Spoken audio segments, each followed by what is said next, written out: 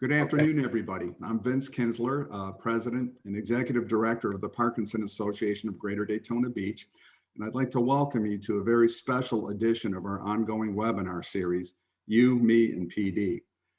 Our program today is special in so many ways. On the forefront, we will be delving into the world of deep brain stimulation surgery, more commonly known as DBS surgery. Although DBS surgery has been around for approximately 25 years and much has been written and discussed about it, and in fact, the procedure has been performed on tens of thousands of people with Parkinson's since its inception, there's still a shroud of mystique that surrounds it. Just what really goes on in surgery? How do those receiving this procedure actually stay awake while it's happening? What does it really look like? How does it all work?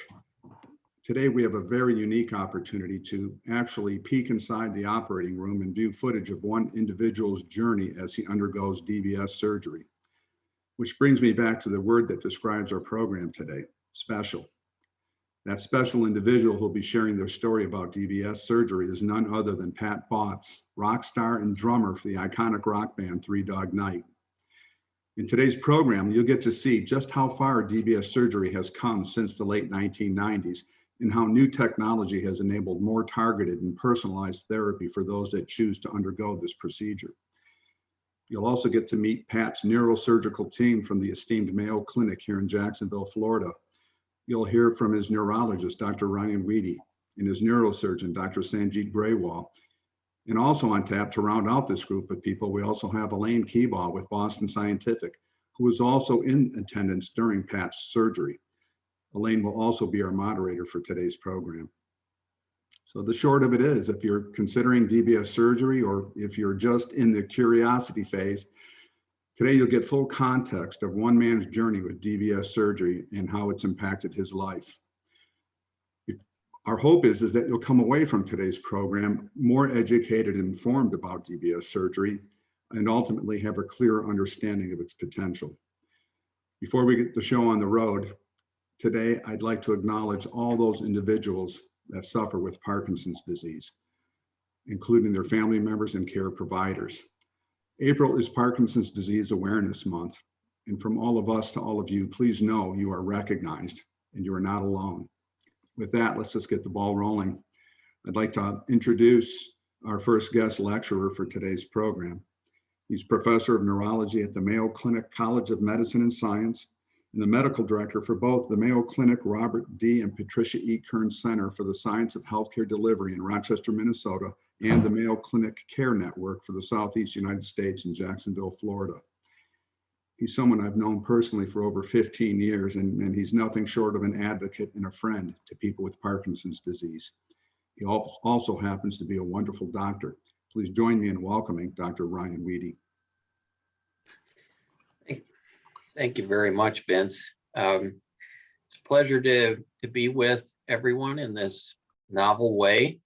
My partner and I, Dr. Grewal, will make a few comments, but the star of the show, I suppose, Pat, Mr. Bautz, you're the star of every show that you're involved with. We're going to be really focusing on what you've experienced, because I think for anyone considering this type of surgery, it really is important and wonderful to hear from a person who's actually undergone the procedure themselves. I'll just make a few points about, how we've gotten to this state with surgery. In the 1980s and early 1990s, really the only kind of surgery we were doing for people with Parkinson's related to essentially putting a hole in the brain, which sounds like a pretty terrible idea. But believe it or not, if you put a small enough hole in the brain strategically, you can influence circuits that may help improve a person's ability to move around with good speed and relative ease. You may also be able to reduce tremor. In the early 1990s, we were invited to a consensus meeting where supposedly maybe the top dozen places in the world were going to talk about that kind of surgery. My partner at the time, Dr. Warren, and I went to this meeting in Los Angeles, and 11 of our groups were all doing these lesioning operations. And there was one fellow who was doing something different. And his name was Professor Benabid. He's from Grenoble, France. And he talked to us about essentially deep brain stimulation, placing a small electrode into the brain, leaving it there, and hooking it up to a power supply that could deliver electrical current into the brain, not enough to destroy the brain tissue immediately adjacent to the electrode, but enough to influence those circuits.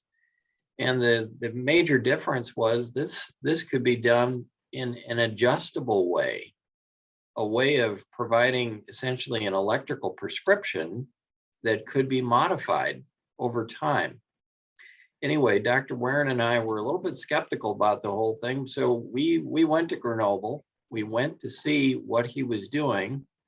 And when we came back to the US, we started working with a company to put together a trial, and we eventually got a device FDA approved.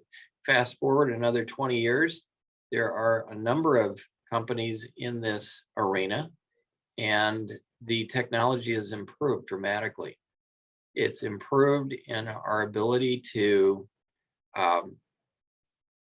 bring a product that has a very, very low failure rate. The electrodes are much more sophisticated. We can essentially shape some of the ability to influence tissue in ways that we never were able to do before. The batteries themselves have improved tremendously. They used to last maybe 2 or 3 years. Now the battery is rechargeable and should last, 25 years. The batteries can also accommodate multiple electrodes. And this has led us to being able to really individualize surgery for a given patient's issues. And we're very fortunate to have had a new member to our team. Of course, a new member in neurosurgery terms is like, well, he's only been here 8 years. So that's a new member. But Dr. Graywall is my partner in neurosurgery, and he has developed tremendous expertise in being able to deliver electrodes extremely precisely and with fantastic results. Sometimes, we are able to, again, individualize operations so that some patients may have 1, 2, 3, or even 4 electrodes within their brain. And this has really opened a new era for many patients. Now, the one ingredient that is, of course, the most important is the patient themselves. And I would say of all the, we've probably operated, at least in my time, on 3,500 patients. Every one of them is a brave person. There's some risk to this, and no matter how we explain the operation, I think there's a leap of faith that must take place. And the whole goal here is, well, what is the goal? The goal is to improve a person's quality of life. And that definition of quality of life is going to vary tremendously between individuals, but that is what we are mainly trying to influence. How is this person going to hopefully live a better life, or at least, how can we assist with that? So maybe Sanjeev, Dr. Graywall, if you want to make a few comments, and then I think we should turn it over to the star of the show, Mr. Bautz. Thanks, Ryan. I appreciate it. And Vince and the Society, I appreciate you guys having us again to speak. I was able to speak recently, so I think we've talked about a lot of the advancements recently and the different opportunities we have to do directional stimulation. But I agree with Dr. Wee that it's time to go to the star of the show and Mr. Bautz. And I'll be in the background. If anyone has any questions, I'm happy to answer them. Right, excellent. Well, then without further ado, it is my pleasure to introduce Pat Bautz, who is a rock star and drummer for the band Three Dog Night. He's also a person with Parkinson's and recently underwent deep brain stimulation surgery at the Mayo Clinic. So welcome, Pat. And I just want to open this up by letting everyone know we're going to kind of run this like an interview or kind of a Q&A with Pat. And if you all have questions that you want to ask throughout the program, please put them in the chat box. And Vince and myself or Dr. Wee and Dr. Graywall will get those incorporated into it. So let's see, Pat. So I want to help our audience just sort of get to know you, just to kind of get things started and get us loosened up and comfortable. So I hear that you are a native Floridian. Is that correct? I am a native Floridian. I actually even have a grass skirt that I put on, so like a native. Right. Okay. Well, since we're on Zoom and you're sitting down, we can't see that if you have it on. Tell us a little bit about where in Florida are you from, and what was Pat like as a young child? Have you, did you? I kind of heard through the grapevine that you started drumming at a very young age. I did. I'm from Melbourne, which was O'Galley when I was younger, and my mother is 98, and they voted to absorb the city into Melbourne, and my mother to this day still writes O'Galley, Florida on the mail return because she refuses to admit that it's called Melbourne. Good little history of Florida there. Yeah. I did not know that. So I tried to get a picture of young Pat drumming from your mother, but I was unable to secure that by today's date. At what age did you know that you loved music and that you wanted to be a musician? I was about 3 years old when I first started playing drums. Both my older brothers are drummers, so they had my brother Tom had started playing, and of course, young men in competition with each other. Well, I'm going to play drums because he's playing drums, that kind of thing. And he played. Then my brother Mike played, who was a year younger than him. And then when I was 3, my closest brother is 7 years older than me. Then I played. So I was playing very young. Did you have a really loud house, Pat? Yeah, yes, we did. And my mom was the coolest because my mom let us take all the furniture out of the living room, set all our drum kits up, and play anytime we wanted to. So I got to give a shout out to my mom, who is not watching, but without a mother like that to put up with that kind of level of noise, you don't get very far. But my mom's always been my biggest fan. Yeah, Pat, you and I can get off to a different race, and we've already proven we could do that together. But I don't want to get too far with this, but every time you say something, it makes me think about something, and I have to ask you. I had a couple of years back an opportunity to spend a little bit of time with Art Garfunkel, and his voice as a young man was like cream and honey. But my big question for him, and I asked you a question previously when we visited, and I'm not going to go there again, but the question I'm going to ask you is the same one that I asked Art Garfunkel, and that is, when on earth did you know that you were going to be who you ended up being? I mean, it's like for him, when did he know he had this beautiful voice? And then how did that ever evolve with you? I know that you had drums in your hands at a very young age. You had sticks in your hands, but somewhere in there you had to have some sense or some feeling that you were going to be evolving. Something was driving, or, I mean, did it just happen that way? Or, how did you get to where you're at?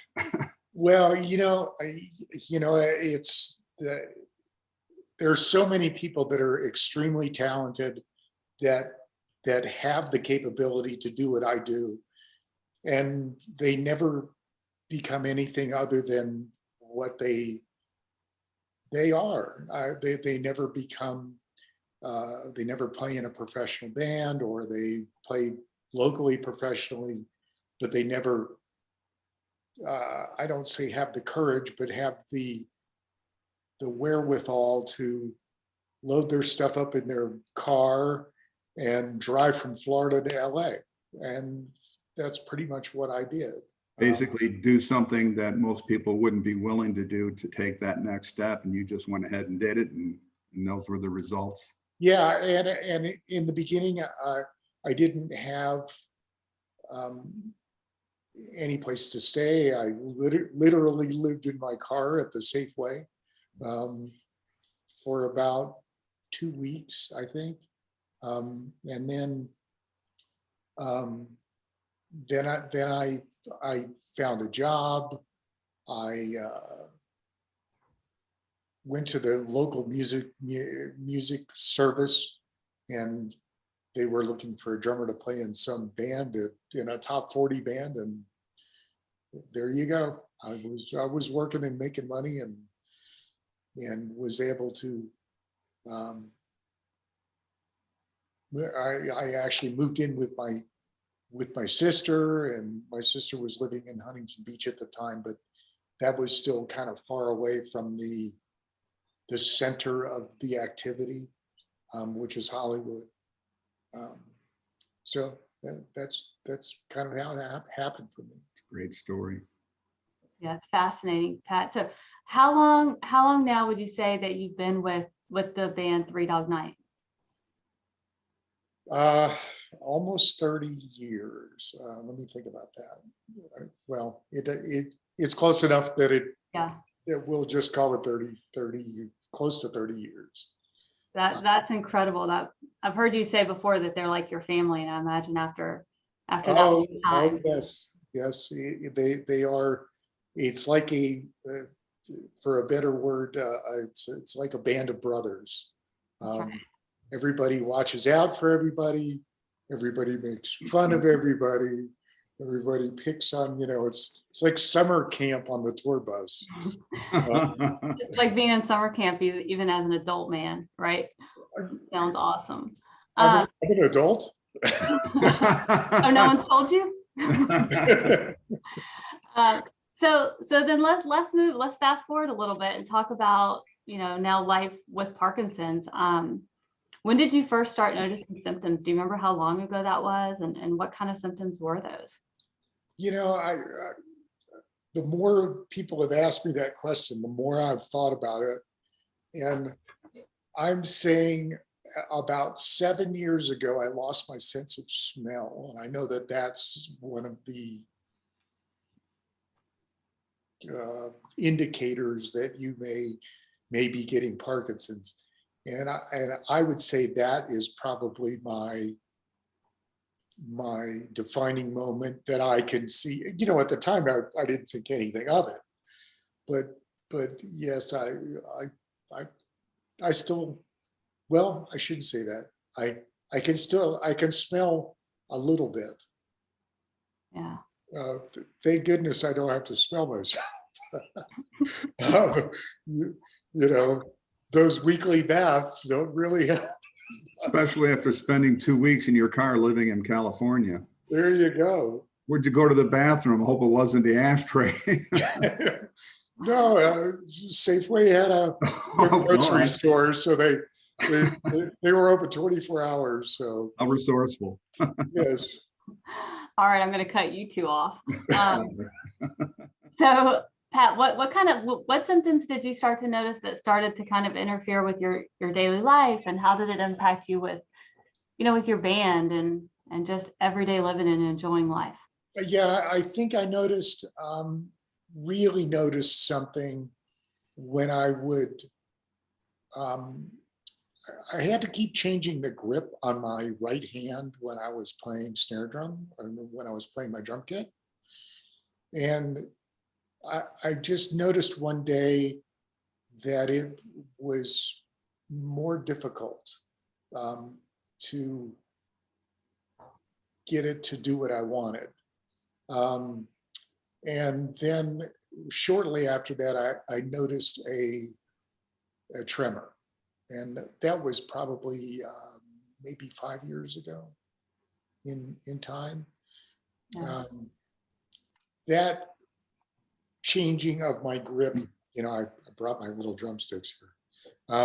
The changing of my grip, I went from, you know, hitting a drum this way to having to change it and hit it this way, which is not a big deal to most people, but to a drummer it is. And I know that there's a few drummers out there watching, so So they can. I guess we have to be match grip, left-handed. So when did you officially get diagnosed with Parkinson's disease? Was that an easy diagnosis for you to get, or did you have to go and see a couple people first? Well, at first I went to a neurologist in Melbourne, and she thought I had an issue with my neck. So they did an MRI. They said I have, I don't know what it's called, but when you don't have any space for the nerves in your spine. Mhm. Dr. Weedy would know much better what that's called. And so they sent me to a spine surgeon, I guess, to perform a neck fusion, and that was going to fix it. And And well, yeah, I went to after the neck fusion, which was interesting in itself. I didn't want to get on the internet and look. They moved my voice box and the whole, I didn't even want to know about it. Which sounds much more invasive than DBS by far. So then I went back to the neuro or spinal surgeon or whatever he might be called. I went back to him and I said, yeah, you know, my arm feels a little better, except I still have this tremor. And he said, well, it was never going to fix that. And I said, why not? And he said, you should go see this other neurologist. And that's where I ended up seeing Dr. Przinski in Melbourne.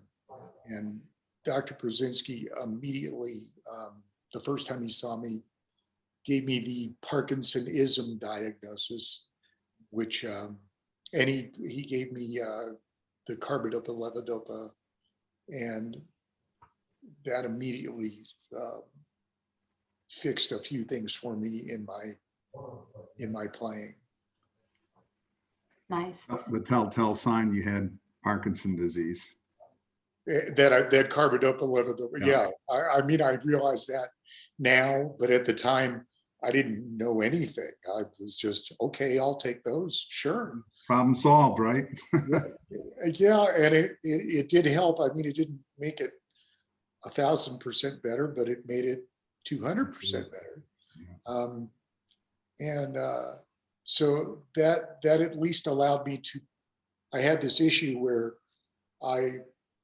since it was majority is in my right hand, and I'm left-handed, I would play a groove, and I could not for the life of me, when you play a groove or a feel or a drum groove, you're supposed to, play subdivided rhythms here and then play like 2 and 4 here. Well, I couldn't get that 2 and 4 to hit in time. It was always behind time, and it was it was ruining my ability to play. And I had to figure out, I'm a guy that is always trying to figure some way out of it.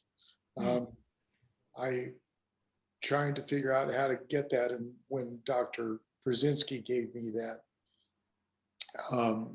the carbidopa levodopa, it immediately fixed that. And so Pat, how did you from that point make your way over to the Mayo Clinic? What eventually led you there? Well, I saw Dr. Brzezinski for about a year and a half, and he still kept calling it Parkinsonism. And I said, I'd sure like to know if I have Parkinson's or not. And he said, well, my son is, I think he was an intern at the Mayo Clinic in neurology. And he said, let me see if I can get you an appointment to go up and see Dr. Weedy.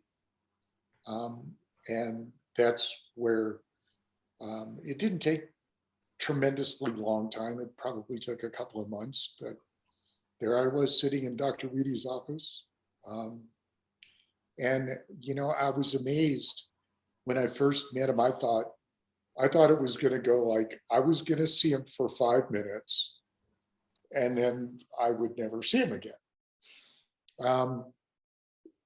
I found it amazing that he spent that much time. I mean, it was like an hour and a half. At least it seemed like it was, and it did. I think it was an hour and a half. He spent an hour and a half analyzing me. I think probably in the first 10 minutes, he said, you have Parkinson's. But then he explained to me what DBS was and offered that, said I would be a candidate for that. And I just thought it was amazing that the Mayo Clinic, those guys spend that kind of time with me. Wow, that's pretty cool. It's a pretty good place. Yeah. So now you've kind of brought us up to the DBS point. What was your first thought when Dr. Weedy suggested or told you that you were a candidate for DBS? Well, of course, I asked all the normal questions, but the one thing that I'm sure everyone goes through is, I'm going to be awake for this. I said, at least in my mind, I thought, now nobody in their right mind is going to drill a hole in your head to let the demons out, maybe, I don't know. But nobody's going to drill a hole in your head while you're awake. And I immediately thought I would never do it. And Dr. Weedy said, you know, if you ever want to do it, you just let me know. And so I didn't jump at the first opportunity to do it because I didn't see, at least in my mind, I didn't see the validity of the drill a hole in my head while I'm awake part. Yeah, it's definitely, you know, I mean, it has to come at the right time for each person. It's, yeah. Imagine how it would be scary, you know. And mine was maybe almost 2 years later. I, not quite, but maybe a year and a half. I was up to, I think I was 16 pills a day, you know, because the dopamine requirements keep going up for you, especially for a guy like me who's playing drums and who's trying to be very precise at what they do and not lose their job. Not that I was ever afraid of that. I mean, the guys are in the band are great. They are wonderful musicians. They're wonderful people, and they're my friends. And I know that they would never dump me because I have an affliction, unless they know I would be smart enough to go, I can't do this anymore. And that would be the end of it. And so I lost my train of thought there. It seems like getting to the process of making that decision is certainly individual for sure. I'm a fortunate guy. Over the years, I can tell you, I literally know hundreds of people with Parkinson's disease, and probably know maybe 30 or 40 of them that have had the DBS surgery. And it is such a personalized thing. And I think, in many ways, there's a lot of synonymity with what really pushes people to the point where they're saying, I'm ready. And I think by listening to you, Pat, that point maybe came when you're dosing 16 pills a day. I would imagine at some point in time doing that, you probably started to feel pretty poorly. Yeah, I was like, I would get nauseous, not a lot, but like a little. So I'd walk around with this like, I think I might throw up. And when you take that many pills every 4 hours, you start to feel kind of ill every 4 hours. And I said, I think it's definitely time for me to do this. I can't just keep adding. And Dr. Brzezinski, I think, said at around that time that this said a very similar thing. He said, you're going to end up getting a DBS because you can't keep this up. And here we are today. All right, so let's get to the DBS part. We have some really cool videos from the operating room of Pat that we're going to share, and we have some videos of Pat afterwards getting programmed.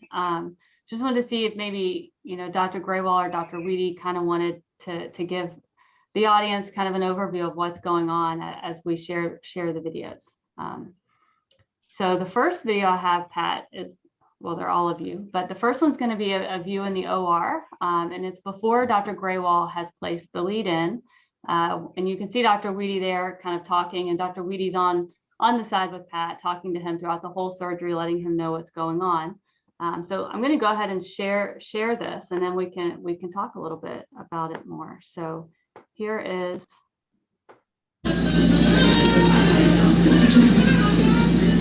It's my magic signal.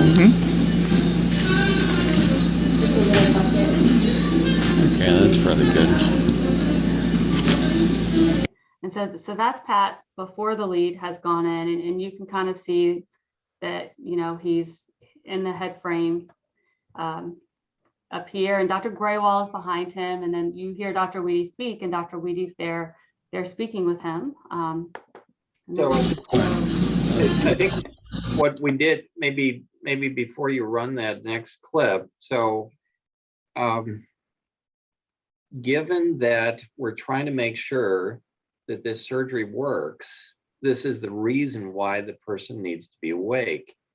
Because if they're under general anesthesia, they're no longer going to have the signs of Parkinson's.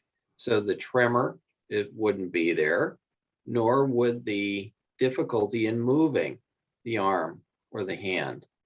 And the music that you heard in the background, that was not Pat's group playing. We didn't have them in the room with us. We just had, I think there was some music playing, and we usually, Dr. Graywall has kindly allowed the patient to pick music if they would like to have some music, just to try to get people to relax.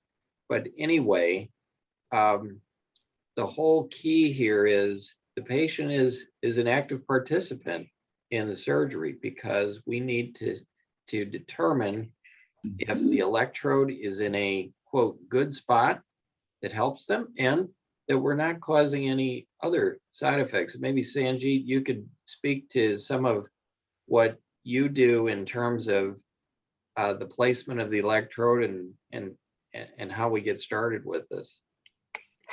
Yeah, absolutely. What you can see here is that I'm in the back and we're looking at the arm, and Dr. Reed, like we said, is on this side, as well as I think Amy was there, right, Elaine, for this case.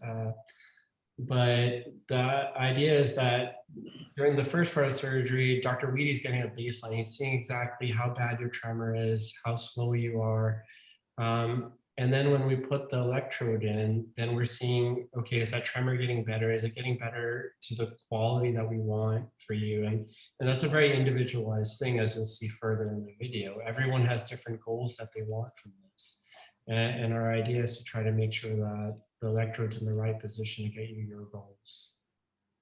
Maybe Elaine, we can go forward with So that the white thing on the left side is actually our method for taking a picture of the electrode that's going into the brain. So that it looks like kind of a small jet engine on the left side of the picture. That is our way to confirm where in the head the electrode is. Now, we really need more precision than just the radiology. We need the precision in knowing what the effect of the deep brain stimulation is. So this next surge, that is the next sequence, I think relates to when the electrode is in the brain but hasn't been turned on, and now we're turning it on. We're providing some electrical power so that we can see, is the electrode position adequate to influence Mr. Bautz's symptoms. He has also kind of prepared for the surgery by not taking any levodopa or Cinemet beforehand. So things are not good. The condition is more exposed at the time of the surgery.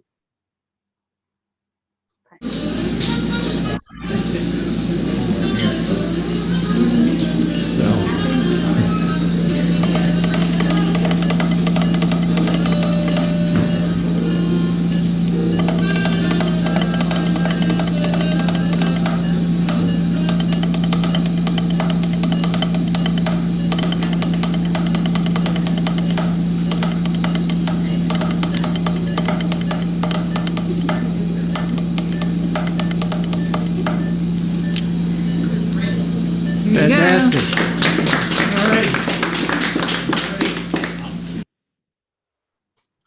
Dr. Reedy, I've got a question for you.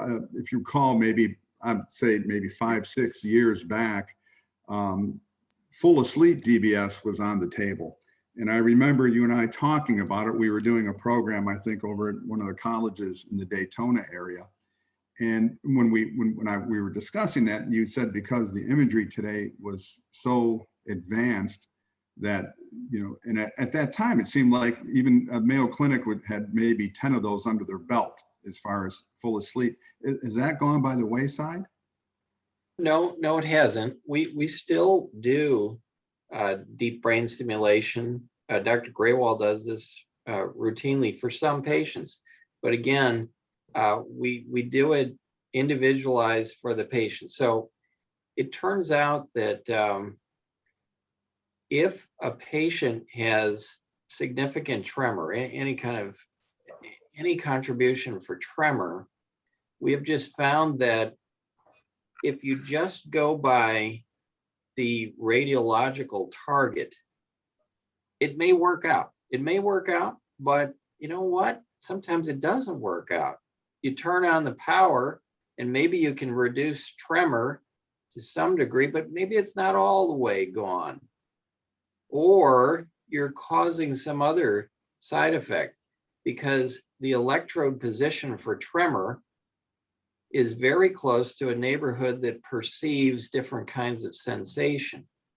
And if a person feels like, gee, I'm almost getting electrocuted here, oh, but my tremor's gone, well, that's not a good solution. So we really are only doing a sleep placement if we think we've got a scenario where the electrode position might not have to be, you know, millimeter, like within a millimeter, because 3 millimeters is miles in the brain. We will produce a totally different outcome. So it's again, something that's individualized. Sanjeet, would you have anything to add to that? Nope, that's exactly spot on. It's, kind of what we talked about. Everyone has different goals, and we tailor the surgery to your goals, right? So if getting rid of your tremor is one of the biggest things, we do that pretty much universally awake. But there's some people whose biggest problem is rigidity or bradykinesia, which is slowness. And tremor is really not a big problem with their Parkinson's. Those are the patients that are good candidates for sleep surgery. So the full asleep DBS is something that is still performed, but it's generally for a more specific type of individual. Correct. For people who have Parkinson's, but their tremor is not severe. The other thing with Mr. Bautz is we ended up putting 2 electrodes in 2 different positions, and one of the locations is fairly close to either helping speech or hurting speech. And as a person who's singing in a band, we don't want to disrupt or impair any of that articulation. The other thing is, Mr. Bautz is asking for something that's way more precise than most of us can even measure in terms of how accurate he is with playing the drums. And to be honest, he's the only one who'd probably be able to tell, is this really on the money or not? But at least to our amateur ears, it looked like we were making some progress. And the beauty of this particular system is we can continue to evolve here in terms of modifying the stimulation, modifying the impact. And sometimes we'll even give patients several different electrical prescriptions, so to speak, different programs that they could try and then determine which one works best. I remember having taking care of a fellow who really enjoyed fishing. And his whole purpose for having this surgery was so that he could go fishing. And he would tie, a small fly onto the line, and he thought it was perfect. Well, when he would have the settings that would allow him to do this kind of intricate work, his speech was a little bit off. He was talking a little bit like this. Well, he would tell me, hey, when I go home, my wife says, hey, we need to go back to Mayo and we need to switch that program so that you speak better. And he wasn't interested in that. Well, the beauty of this type of treatment is we could do both, because when he goes fishing, he can use one program, and apparently, he doesn't care what he sounds like when he's talking to the fish. But then when he goes home, he can switch to the other program that might give just a little bit less of the tremor control and the dexterity control, but his speech is just fine. So then his wife is happy, and happy wife, happy life. So anyway, this is something that has the ability to be adjusted, and that's a real positive for many of our patients. We actually have that being adjusted in the clinic. Dr. Weedy, would it be good to show that now? All right. Actually, while we're waiting for that, Pat, maybe you could tell people, I think most people want to know, what does it feel like to get the hole drilled? Because that was probably the main focus, like, well, maybe I shouldn't do this. Okay, I'm going to do it. How would you describe that? It's interesting. it's not nearly as bad as I thought it was going to be. I asked Dr. Graywald earlier, was it a Craftsman or was it a Makita that he used in joking? And I think I actually got the Makita. But it was not nearly as bad as I thought it was going to be. The thing that I noticed more than anything, since my head was strapped into the I guess that was technically a bed, was the nippers. I did notice those. I could feel the pressure of Dr. Graywald pulling to nip off and I could feel it pulling my head forward. But that wasn't that bad either. That was just one thing I noticed. But maybe Sanjeev, you could describe. So what Mr. Bautz has described is initially the drill activity is probably 30, 40 seconds. And then the drill stops when there isn't resistance. So you don't just kind of plow through any further than the skull. But so once that hole about the size of a dime and the drill stops, Sanjeev, then what are you doing next when Pat is talking about snipping? Yeah, so that's the final part where we're just making sure that that hole's a perfect circle and that there's no little chips of bone or anything that would get in the way of the electrode going where we want it. And that's what you were feeling, that those little nibbles we were taking away right at the end. Yeah. Yeah. It was, I could just feel the pressure of it. I couldn't feel anything at all ever. When I didn't even know that you had the electrode in there until we stopped and you guys went to take a, I don't know whether it's an X-ray or a CAT scan, and you guys stopped to do that. I think I said to Dr. Weedy, is it in there yet? Oh yeah, they're just checking to make sure it's in the right location. So that's our if anybody's worried about that. Yep, exactly. You're never gonna feel it. Elaine, do you want to play the next video? My issue. That's what I can do with my left hand. Yeah. This is what I can do with my right hand. Yeah, we've been Kind down of. since your last. But that's pretty good. Yeah. It's much better than it was. Oh yeah. Because I've been practicing this every day. Except I can't get that going with it.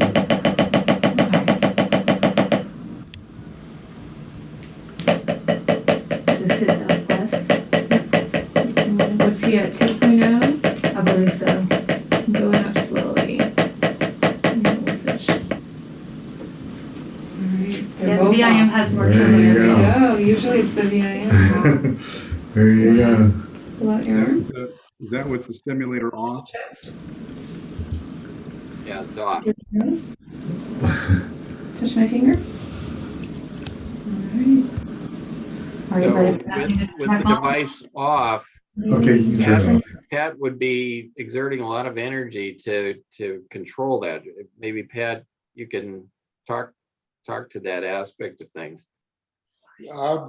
Yeah, I mean, that is extremely tiring to deal with that constant movement like that.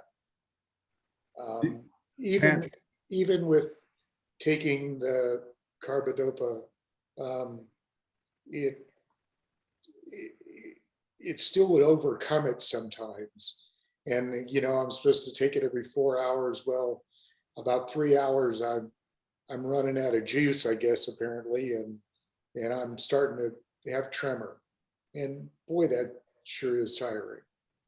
Hey, Pat, I got a question for you along those lines. When you say it's extremely tiring, is that because you're in your mind, you're focusing on that tremor, trying to get it to stop, and to some degree you have success, but it takes so much effort? Is that kind of how it is? Yeah, I would say that, and I would say that my arm gets so tight. Not now, of course, but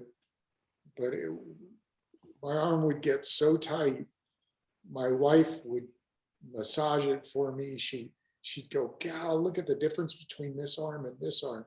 She'd squeeze the forearms, and this would be like a rock, and this would be, like, Soft and supple, tender. yeah. So just that alone makes you tired. Is that, Dr. Weedy, is that spasticity? Is that what that is? We use the term rigidity, so it's tightness, and sometimes people are aware of that tightness. Sometimes people just feel it like they're weak or stiff or achy.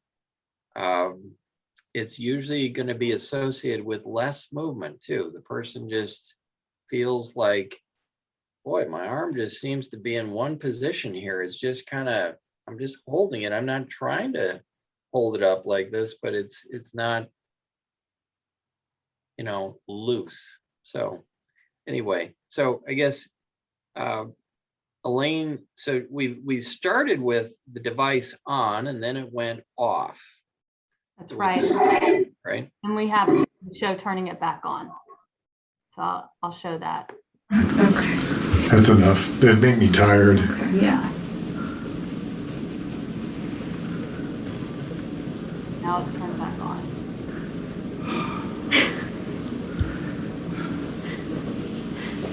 Look at that. Pat, can you feel like when that happens? What do you Amazing, huh? It is. Not a shake, not a shake. Very nice. I'm sorry, your question was? when the device is turned on, what do you feel? Yeah. Elaine's going to laugh at this, but there's like almost like an electrical feeling that goes through your arm, and I actually really like it. So shutting it off and shutting it on is kind of my thing, because it feels so cool. So I think we did that a few times. It's not painful. No, not at all. It could be habit forming, I'm afraid. Sound like a control freak. And then, so Pat, how long does that electrical feeling kind of last that you feel? And then, and what do you feel after that? It's just mere seconds, but what do I feel after that? Can we do it again? That's what I no. Well, it's even when you change programs, it does the same thing. Mhm.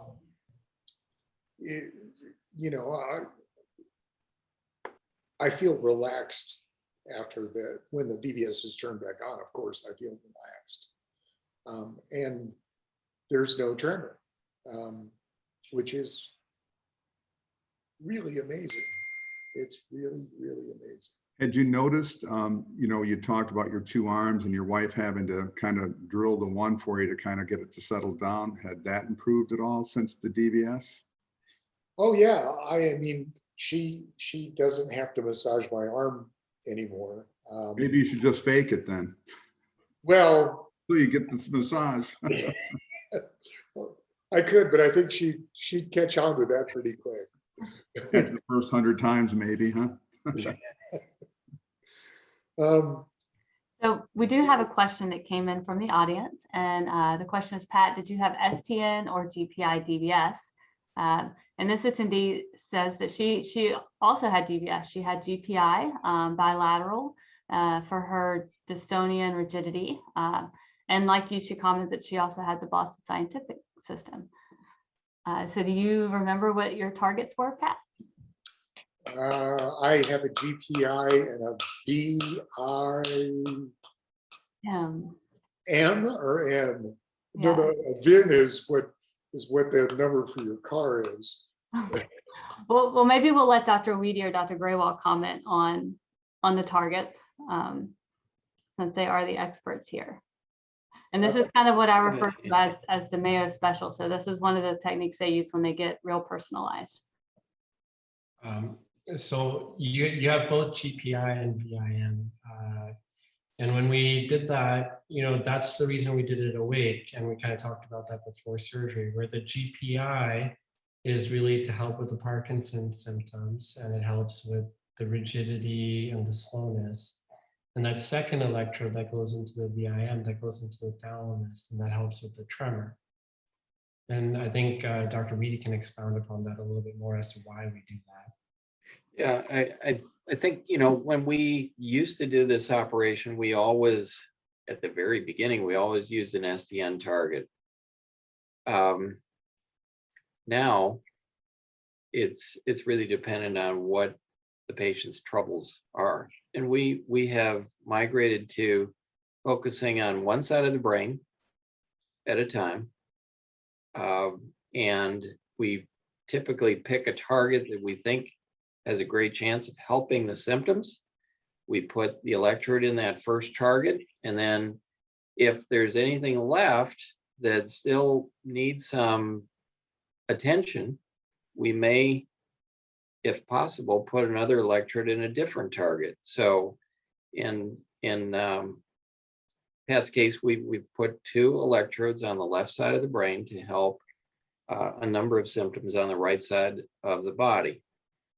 Dr. Graywall is one of the only surgeons that I'm aware of who is doing that. Most institutions will either place 1 electrode on each side of the brain at the same time, or just 1 on one side of the brain for a given operation. So he is able to do this procedure. He's done many of them with 2 electrodes on one hemisphere or one side of the brain. At any time in the future, we can also operate on the other side of the brain. It's just we have found that many patients will benefit very substantially from one side of the brain being operated on, as lots of times Parkinson's, for unknown reasons, seems to be worse on one side of the brain than the other. And as a result, you can, lower the risk by half if you're only operating on one side of the brain at a time. So that's how we're planning and pursuing most of these operations. Thank you, Dr. Weedy. Pat, we do have more questions coming in for you. So one of the questions, and some of these were also pre-submitted, is what is your off time like now since you've had DBS, and are you still taking the same number of pills? No, I'm not taking the same number of pills. At first, I was going to be Superman and not take any, and I didn't take any for about maybe the first month or so, maybe even longer. But I'm taking 1.5, 3 times a day at this point. I was having an issue more with rigidity. I don't really have a tremor issue at all. So I think that probably answers. I've got a quick question in there. I would just say too, just to follow up on that, many patients may be able to reduce the dose of medicine to some extent, but that's not really the goal of the surgery. The goal of the surgery is to improve the function and quality of life. Sometimes people will also notice if they stopped the levodopa altogether, they may notice symptoms that they never were even aware of.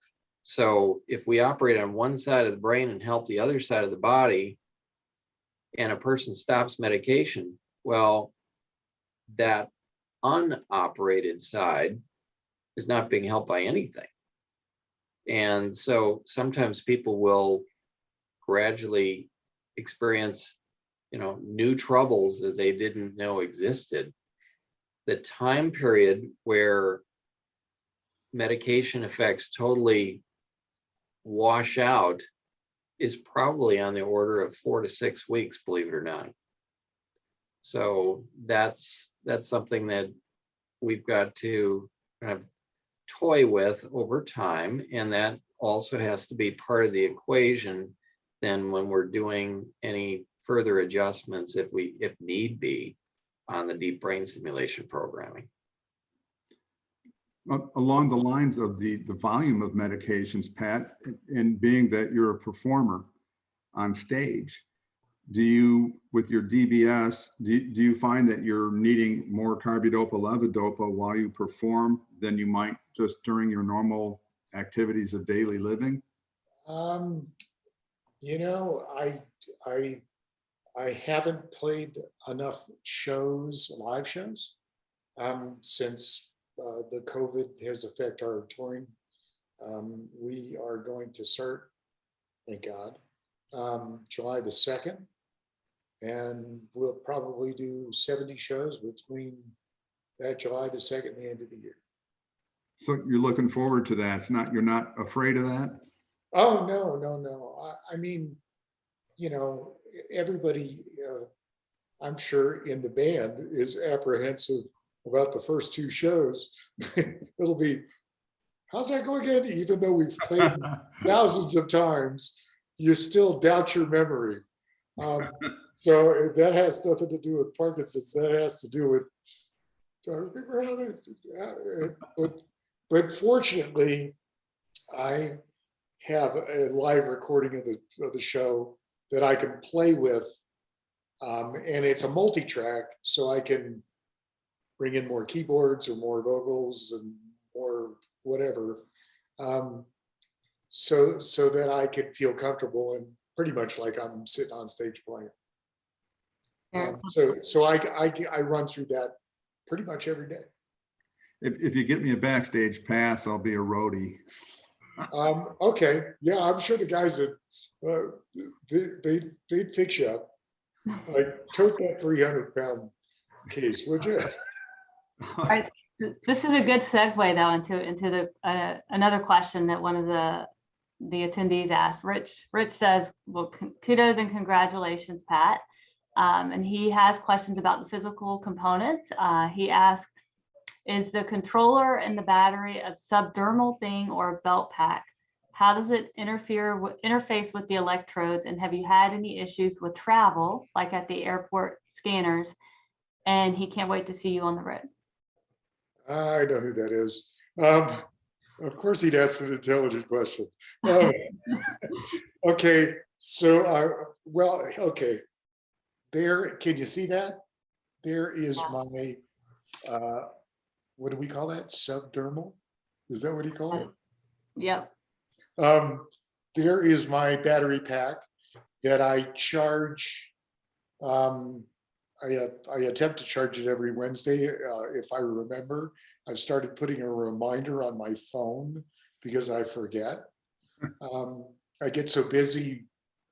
I've got a million things going on. So I charge it every Wednesday for about 15 minutes is all it takes. And I'm not, I may not even need it that much. I think I went almost a month the first time I did it. And when I pulled up my remote, it was only down one of the, whatever the Bars. Yeah, one little bar down. But yeah, that's where my battery is located. And then the wires go up, I can feel them behind my ear, and they go right here. I can feel them right there. And I'll have you know, they shaved my head right there, and my hair grew back.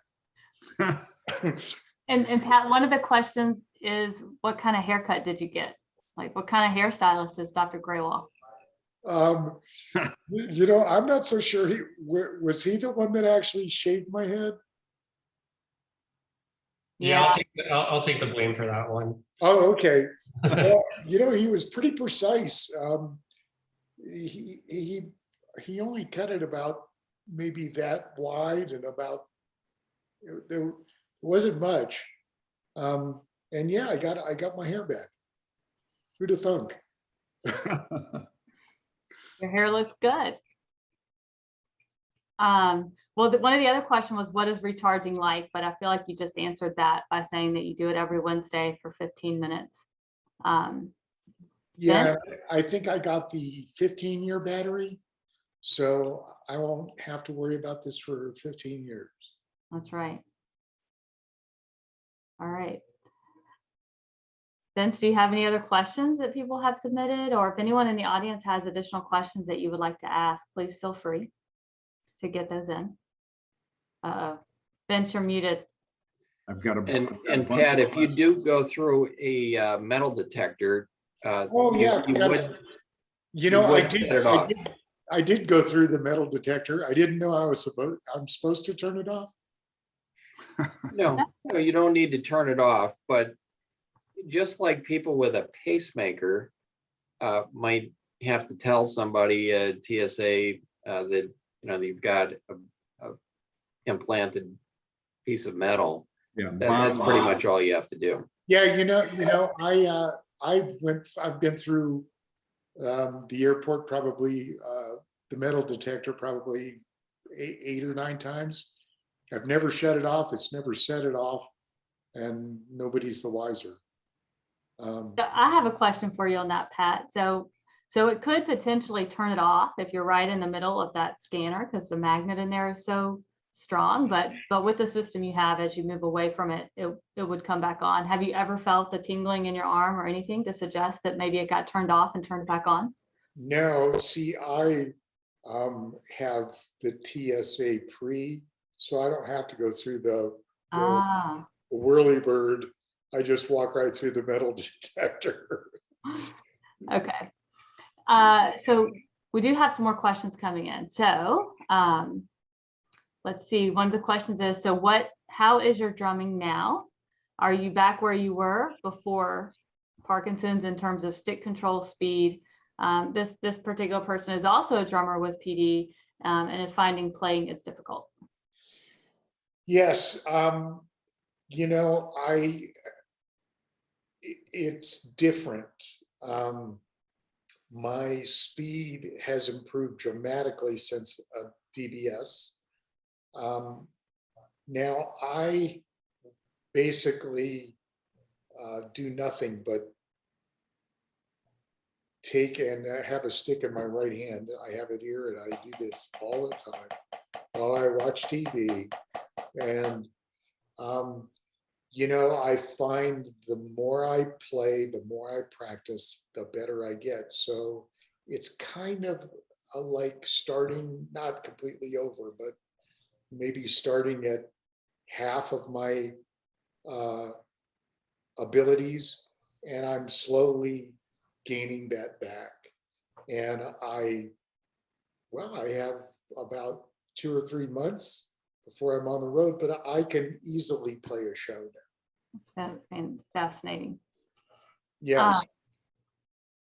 Because a show doesn't require really that much speed as soloing does. And I'm sure he'll understand that. Yeah. So we're going to get to see you back on tour, which is exciting. Yes. Excellent. So we have 2 more questions, and then I think we have something special that we might be able to do here. So let's see.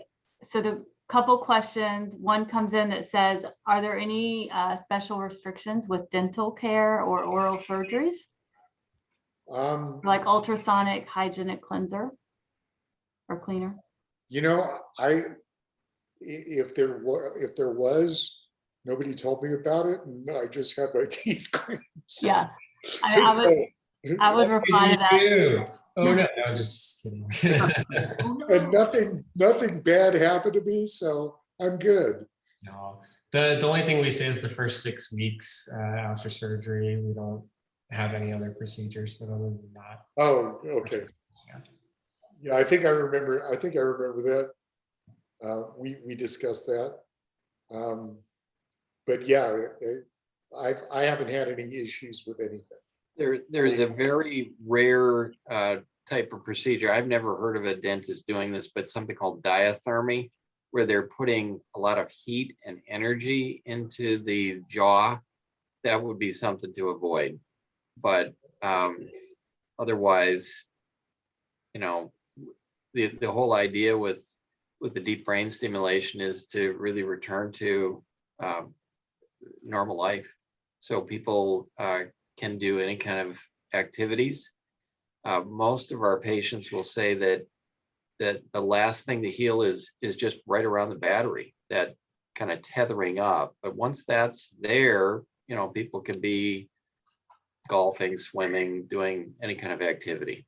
I think I saw some questions about, you know, any restrictions, and there really aren't any. Now, there's always the question like, well, could I play the violin? And the answer is that, well, were you able to play the violin before the surgery? That's about it.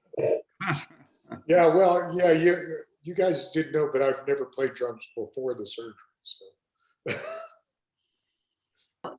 That was great. So there are other questions in here, and there might be too many for us to get to, but you know, there's one that asks, you know, if they can have MRIs, and I can briefly say that Pat can have an MRI, but if you have a DBS system, you should probably check with your medical team and just make sure, because some of the systems aren't, and there are certain instances where you couldn't have an MRI, so that's something that you want to have double checked. The other question is how long were you run down, Pat, as far as the recovery time went? well, let's see. I was operated on the day before Thanksgiving. I stayed overnight in the hospital, and I had some of that lovely turkey that they served at the Mayo Clinic. No, I'm just kidding. It was actually pretty good for hospital food, and my compliments to the chef. So I went home that afternoon. I went to visit my mom for Thanksgiving, and then I got on a plane the next day and flew. I have since moved to Colorado Springs, and so I got on a plane and flew back to Colorado Springs the very next day. So that's not too shabby. Yeah, I didn't feel bad. I wasn't tired. I was excited. Excellent. And then I'm going to do this one last question. I think it's a good one for the physicians with us. I'm going to do it in two parts. So one, does DBS help with dystonia? And then the second question is, does the strength of the DBS reduce over time? Sorry, it's jumped. Or does the PD increase over time? And then is it adjustable? So we really think that most of the time deep brain stimulation is a excellent chronic treatment. However, we do realize that the Parkinson's may be progressing, the underlying condition may progress, and as such, this is a treatment that we can adjust as well. Now, there are some things that deep brain stimulation does not solve. Some patients with Parkinson's unfortunately have really bad balance issues, for example. They're at risk for falling. Unless medication helps balance, the odds of deep brain stimulation, at least the targets that we have been using so far, that's not going to be the answer for that. So it's important that people stay active physically and mentally, because the deep brain stimulation, while it adds quite a bit to the equation, it does not solve everything.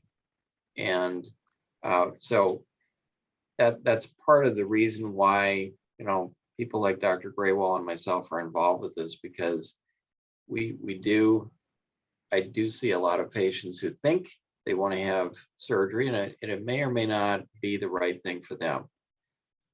The dystonia that was mentioned, dystonia is just a term that means excessive stiffness and tightness that usually leads to some kind of distortion in posture. That can be a component of Parkinson's, but it's also a component of some other neurological problems. And sometimes dystonia is something that we treat with deep brain stimulation. Usually if the dystonia is severe or involving major parts of the body, deep brain stimulation can be effective. It is less predictably effective, though, than, say, for Parkinson's or tremor disorders. So it's more of a 50-50 chance, whereas Parkinson's and tremors, it's upwards of 90% chance for the right patients to give benefit. The risk, which we haven't talked about, is it varies between different institutions. Say we've had a very good track record of safety. Knock on wood, we have not had a death ever here at Mayo Clinic in Florida. The major concern is at the time of the electrode placement, you could cause a hemorrhage or a bleed. And if that bleed was deep within the brain, there's not much you could do about it. It could cause a stroke or paralysis on one side of the body. At least in our experience, the risk for something terrible happening like that is 0.15%, at least in our Mayo Clinic, Florida experience. So it's a low risk, but it's not quite zero. So you need a brave person to go ahead with this. And yet, I think with that low a risk, it's something that certainly can be considered. Thank you. I think we're coming to the end of the question. May I ask a question of Dr. Please. Grewal? So Sure. Dr. Grewal, when you go to put the lead in, is it computer guided? Do you see a path on a screen or something to that effect? No, it's not. So that's all planned beforehand. And we look on your MRI beforehand, and we plan kind of a safe path that should go to where we want to go. But then after that, it's all setting up. If you remember, most of the surgery was setting up. Once we started, things go really, really fast because it's just executing what we planned and set up. So you kind of do it by feel. I mean, you've done so many of them. You kind of. Yeah, there's a little art to it. Yeah, I bet there is. Dr. Graywall plans the surgery, but then is using a little piece of equipment that makes sure, it's not just a matter of, well, let's hope it. Maybe Sanjeet, you could explain a little bit of how you do that. Yeah, so you remember the halo that went around your head, and what that does is that fixes your head in place so nothing moves, and that has a little arc retractor on it, and that arc goes kind of 360 degrees around in a circle, and it's fixed. So it's kind of like having two straight points that will hold everything in a line. So there shouldn't be any movement because you have those 2 points that are these two circular cannulas that will guide everything into place. Okay. Well, thanks for being so precise. Oh yeah, we're glad we got it done. Is there an MRI in the operating room? For the asleep cases, there is. I see. For the awake cases, we do a CT in the operating room. And then That also helps with the placement, yes? yes. Thank you. Pat, the floor is yours if you have any more questions for these guys. The floor is mine. I can't think of any at the moment. I do want to say, I've said it 1,000 times, but I'll say it again. The Dr. Weedy's team, Dr. Graywall, are the best professionals I know. And I want to thank them and the Mayo Clinic for all they did for me. I mean, this is simply amazing. People daily that find out I have one ask me a million questions about it. And if I could just remember GIM or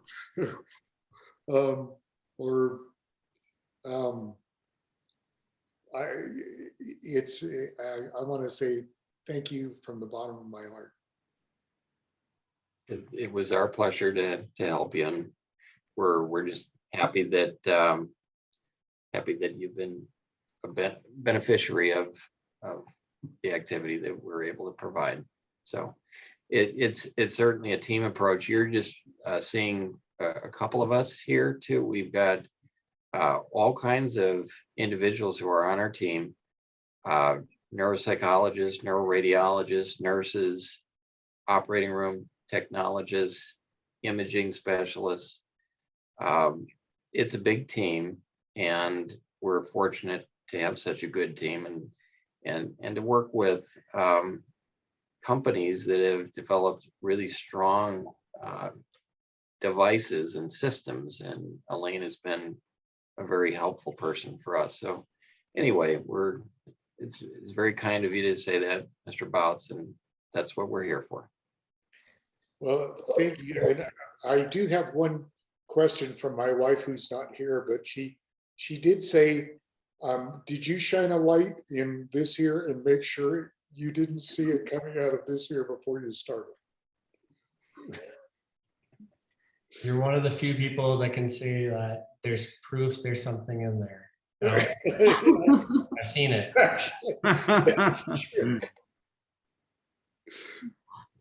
All right. Well, Pat, I don't know if you're able to play anything for our guest today or not. It might be impossible from the couch, but someone did ask that. So I feel like I should just pass that along. Yeah, my plan was to do that, but I just don't think the logistics are going to work. Fair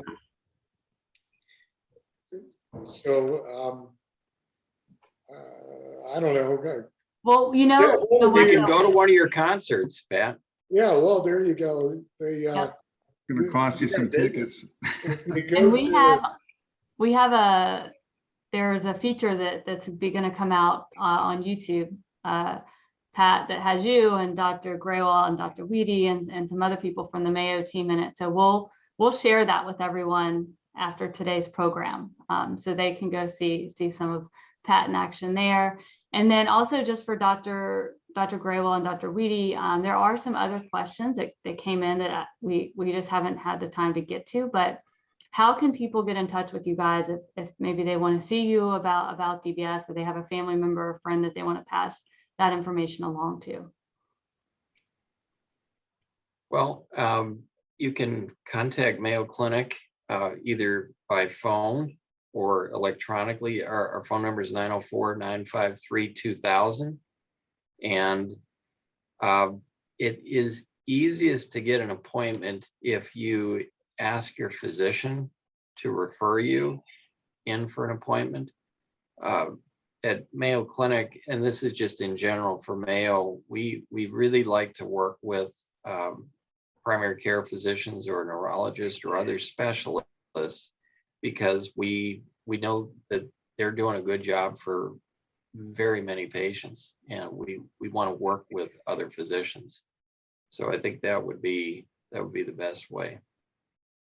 I think that's going to wrap it up for us. I think I just so. want to thank all of our guests, doctors. You guys are great. I love you guys. You've always been there for us, never turned us down. Thank you so much for your time and all you do for our community. And Pat, I love you, brother. I mean, I'm going to definitely somehow find my way to make it to one of those shows. And I don't know where you'll be, but I'll be looking for you. Well, yeah, you can. I think our show schedule is listed actually on the 3dognight.com website. I'll check that out. Yeah. look at it. And you know how to get a hold of me. I can actually look through and tell you the hidden ones that are actually not on there yet. Well, thank you all, and God bless you all, and we'll see you next time. Stay tuned for more great programming coming up on You, Me, and PD. Take care, Thanks, folks. everyone. Bye.